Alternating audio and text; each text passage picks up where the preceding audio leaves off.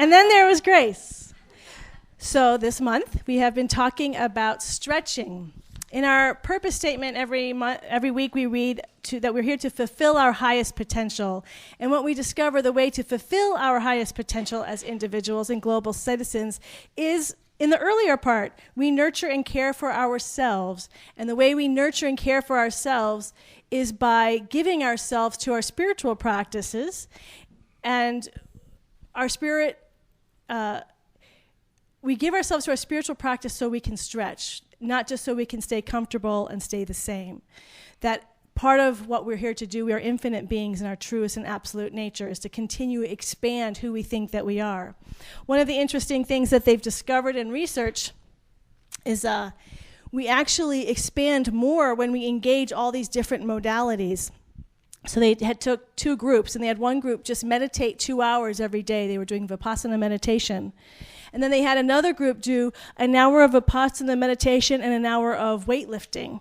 And what they discovered is that those who were doing the Vipassana meditation and weightlifting were experiencing greater heights of expansion and higher states much more quickly than the people who were just doing the meditation. So in fact, to fulfill our highest potential, it helps us to engage in all aspects of who we are. As we know, we say it every week, is that spirit is in, through, and as all life. So everything that we're doing is spirit. So to actively engage in practices where we are stretching our understanding and awareness of spirit in all life, it impacts every other aspect of our being. So the first Sunday we spoke about expanding in spirit, and we talked about having a regular meditation practice. Oh, hi, Lily. How am I supposed to do this talk with you sitting there? So cute. I just have to sidetrack. Julian this morning, was Lily here last week? No, that means she's here this week. Yes. He was so excited. Sorry, sidetrack. So spirit, meditating every day, and praying. Sometimes we forget the power of praying, and not just a silent prayer, but speaking a prayer out loud every day. So that was my invitation, is to just pray out loud every day. It's extraordinarily powerful. Mind, we have to change our thinking, change our life. We can have these incredible intuitions. We can have spiritual experiences, but we cannot sustain them if we do not have a mental concept, a construct that can sustain these new ways of seeing things. So we have to read books, be around people that will stretch how we understand reality. They say we create our reality with our thoughts. That is somewhat true. We create how we experience our reality. I'm not personally creating this world, but I am creating how I experience the world through my thoughts. I cannot experience the world on a regular and sustained place other than through my thoughts. We're always interpreting what we're seeing. So what we're thinking about and how we're thinking about it is incredibly important to how we live our life. Stretch our spirit, stretch our mind, and last week we talked about stretching our heart. Loving the source of all life with our whole heart, body, mind, and soul. Loving God with everything that we have. Taking time all throughout the day to listen to our heart, let it guide us.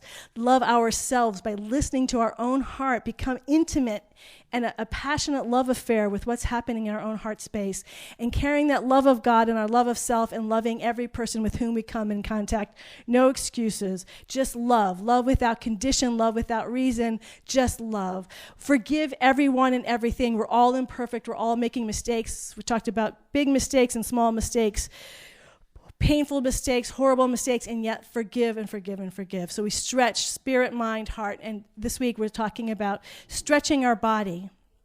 This, in one hand, is fairly easy. Ken Wilber points out, and he gives sort of the history of spiritual practice throughout history has gone up and down with the body. We all know of old-time religion where the body was considered bad and hateful, and we want to get rid of our flesh. We don't want to honor. We just want to transcend and ignore what's happening in our body. And then there's times in history where the body is really praised and worshipped, and we find the presence of God. And I think most of us can be clear that we're in an era now where we're really into honoring the body, that we see everywhere.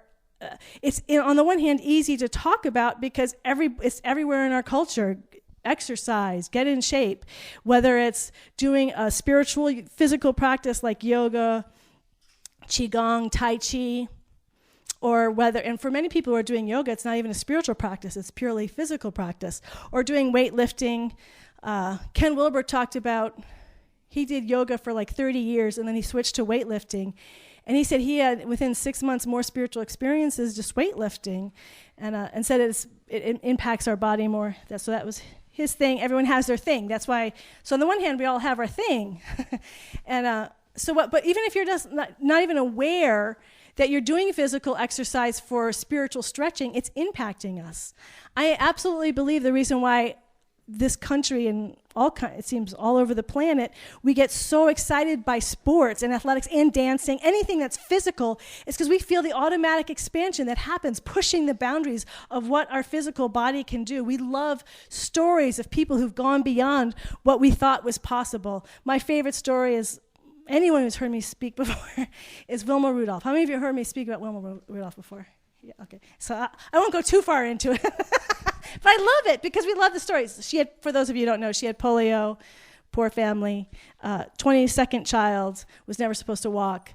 Through exercises and really working on what was possible of her body, not only was able to release her crutches at age 12, but by age 16 was running in the Olympics and became the fastest woman in the world.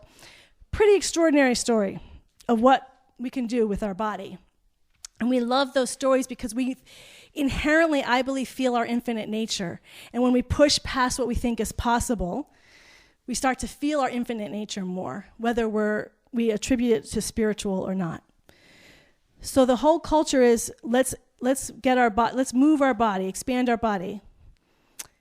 I also want to, and then eating healthy, and then there's a gazillion different philosophies. So Jack and I are trying this vegan thing in June, and the amount of conversations I've had with people of like, well, I still eat meat, and then people, I'm like, I'm not trying to attack people who eat meat. We're just spend 28 days being plant strong. We're putting on what we are for, not what we are against. Being plant strong for 28 days. But everyone has their philosophies, and there's a lot of stuff around eating. So I actually think there's more energy on the body now than there's ever been. And that's joyful and it's exciting. But the one of the things that we're still in the month of May, so I still want to honor my mother, because I would say for the last 10 years I've been not really been honoring my body. And as Jack and I are talking about really wanting to shift this, and I go back to my role model, and I feel so blessed because my mom is sort of my hero when it comes to how to be in the body. She's someone who has been healthy her whole life, in her 80s, still healthy. Not only just healthy, because tons of energy, she just never stops. She just comes in and she wipes Jack and I out when she comes, because she's just always going. She doesn't try, it's just who she is. And she's always eating healthy. I've never knew her in my entire life to be on a diet, and yet she's always been thin. She has a structured way of eating. She fortunately loves vegetables, so growing up we always had huge plates of raw vegetables every lunch. And so but I've never known her to go a day without chocolate either. She even when she travels carries little chocolate candies with her because she's not going to miss her chocolate. So she'll have meat once in a while, fish once in a while. She has fish fairly regularly. She has her thing. But she doesn't waver, and then, she does waver, though. She goes on vacation, I'm having fun. And then she's like, I gained 5 pounds, back to my eating routine. And we all laugh, because all the kids know, she's going back. But she doesn't make any big deal out of it. It wasn't the focus of her life, and yet she just had this way of eating that was healthy. It wasn't extreme. It wasn't like, I can't ever eat this again. She ate everything, but just in small amounts, easy portions, and it was effortless. And I think, for me, the reason why she is an example for me, when she had an exercise program, she just did it. She didn't sit around thinking about it and talking about it. And that is such a why she's my hero in that is because even as Jack and I, when you want to shift, like Jack and I want to shift, it becomes a topic of conversation. But what I notice, it can become an obsessive topic of conversation as well. All of a sudden, we're focusing on everything that we eat and every little minuscule thing we have to eat and everything we do, and it becomes annoying. But that's why we have this pendulum swing. Because when our culture starts getting so obsessed with the physical, Remember, the spiritual desire is to push our identity past our boundaries, to go past our limitations. So we want to eat healthy so we can fully express in the physical body, but I don't want to focus so much on the eating and the physical where that becomes my identity, where that's like what I am eating and how I am exercising. It sort of becomes the fuel of what I'm talking about all the time and becomes my identity, and look what great shape I'm in. I just want it to be a natural part of my life. So it's just I can express physically in the most highest vibration possible without it making it a thing, without making it the source of good in my life. Because what I think starts to happen is we start making the body, because we can see it, become sort of can become our focus.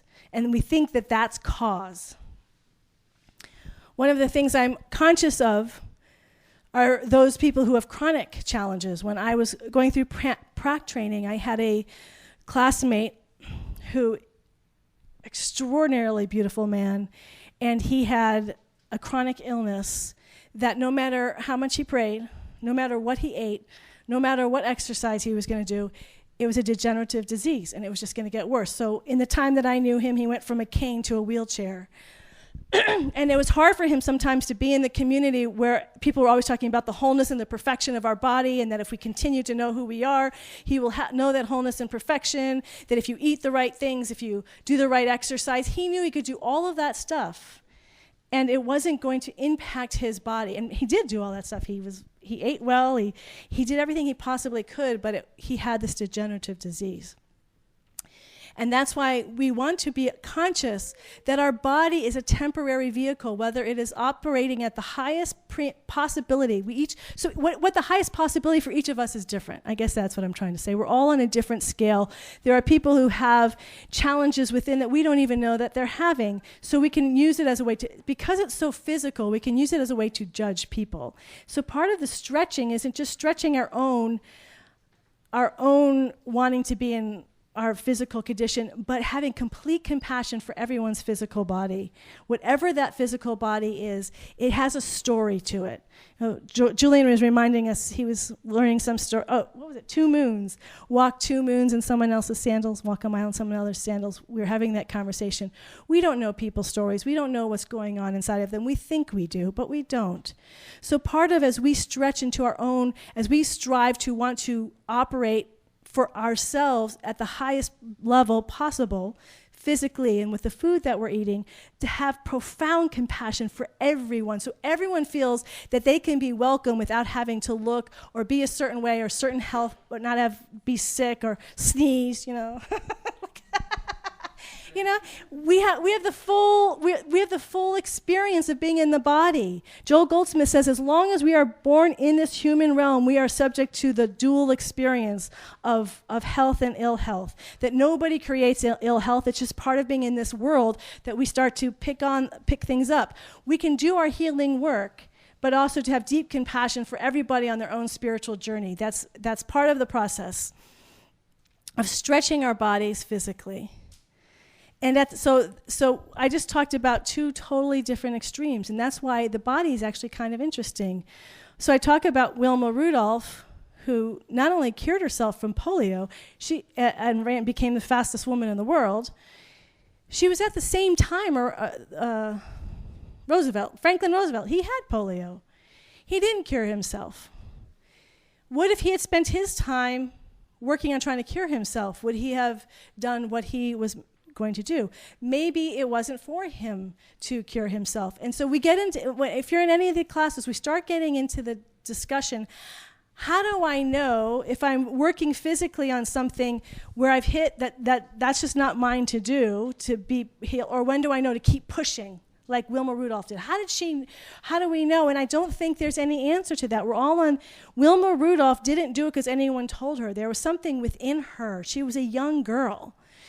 They didn't have lots of medical advice. They were a poor family. So her mother helped her do the exercises, and then her mother, with 22 children, couldn't do it every day. So Wilma did it for herself. It was an internal drive for her to do that, to see her wholeness and to keep working on it. It wasn't for Franklin Roosevelt to do it. And most people who had polio for life. So that's sort of because it's in a disease that we can see, but we all are in that place of where are my limits? How far do I want to push my limits? How much do I want to push myself to go to what extremes? There are people who want to become triathletes, and there are people who are just happy to go to the gym every day. So we're all different. So we want to remember the intention behind the physical stretching that we're doing. We want to do it. It impacts us spiritually, mentally, and emotionally. In fact, we have these borders. So I talked about spirit, but we know that they're all evolved. Spirit's all of it. Spirit's my mind. Spirit's my emotional life. Spirit. I cannot love. I am limited in how much I can love unless I allow spirit to love through me. I am limited in what. See ya. Thank you for the flowers. Okay. That's our flowers. I'm limited in how much more my mind can take me if I don't allow myself to open and expand. I love the reading today. Just as we do yoga asanas, postures, and we become more flexible and open. So ultimately, the intention, what's the intention behind stretching our body and eating healthy food? There's one, just to be healthy, so we can, as healthy as possible, so we can enjoy being present in this physical experience. And it's so we can operate and be a transparency of pure spirit on every level and dimension of our being. What we are here to do is to express God not only in the transcendent, but in the immanent. And we do so however you do your exercise, however you choose to eat, the question is it supporting you in vibrating at the highest possible level for you on this plane of existence so you can know the greatest light, the joy, the freedom, the peace, the harmony, the love of pure spirit. So I want to take the idea of stretching our body and our, in terms of an egoic, look how beautiful I am, all the yoga covers, beautiful, gorgeous women, you know. And that's beautiful. I don't mean to put that down. It's a wonderful thing. But we are an incredibly diverse world. And our job here is not to promote our own individual egoic self, because that starts separating us. Look at me, I'm better, I'm superior. Or look, I feel worse and I'm inferior. We're in this constant relative form of inferior and superior. So what we want to do with our practices, with our body, is to elevate it to this is God's body. Wherever we are God's beautiful, whole, perfect, and complete body of God right now, just as we are. And when I stretch from love, not from not enoughness. I stretch from love, not to get love. I'm already loved. I'm already completely accepted. I'm already whole, perfect, and complete. And I stretch out of the joy of expressing more energy and more vitality, but not from a place of not enoughness. Because we do have a culture that is pushing physical exercise and weight, billion-dollar businesses, out of not enoughness. You're not enough the way you are. You need to change. So it's coming from a spiritual place, we want to change that. We want to do those things, but from a place of enoughness, from a place of joy. Friday, they had a Zumba class. I always go on the treadmill. And I thought I'll try a Zumba class. And it turned out to be a Zumba class for senior citizens. I didn't know that. But I had a blast. I'm like, this is so fun. I have no idea what I'm doing. But it was so fun. And that's what it's about. Just enjoy. Allow yourself to move and be in the body, accept it at whatever level you are, and have fun with it. We went on this hike yesterday. It was just fun being out in nature, moving our bodies together, talking. We did a silent meditation. It was fantastic. Was it fun, Lily? Did you have fun on the hike too? Yeah, we did. Stretching our body. Oh, and then the title, and then grace. This is the most exciting part. What we find, Richard Baker was Shunryu Suzuki. He was a Zen center in San Francisco. Richard Baker was his successor. Richard Baker, they talked about enlightenment, but I'm applying it to grace.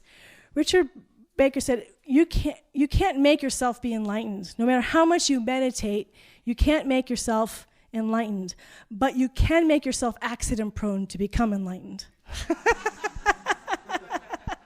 I love that.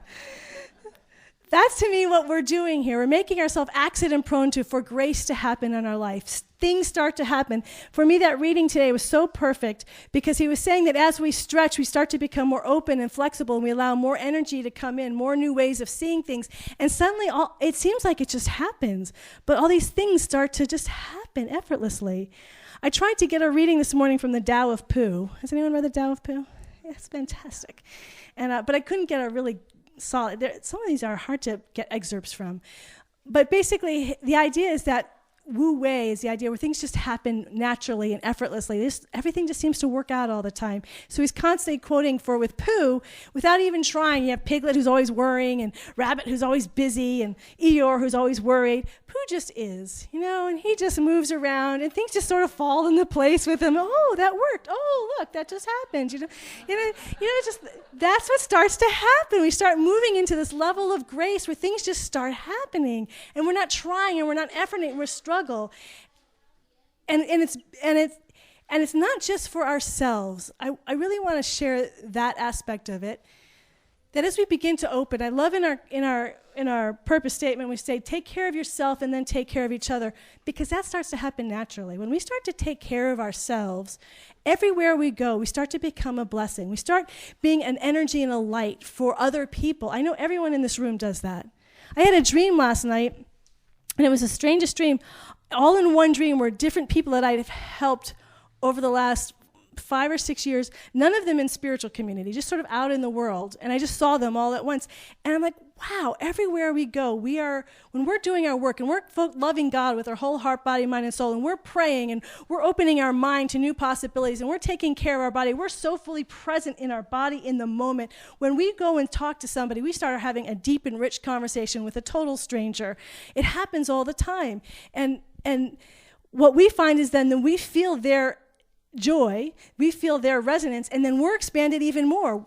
Jim, you were just last week when you were talking about the woman who helped you, that you helped in the store, and it wasn't just how he helped her. Did you see how moved he was and expanded he was? That's just this grace that starts to happen, that as we give, so shall we receive. It's this wonderful, and we give first to God, to ourselves in these 4 practices. We nurture them on a regular and daily basis.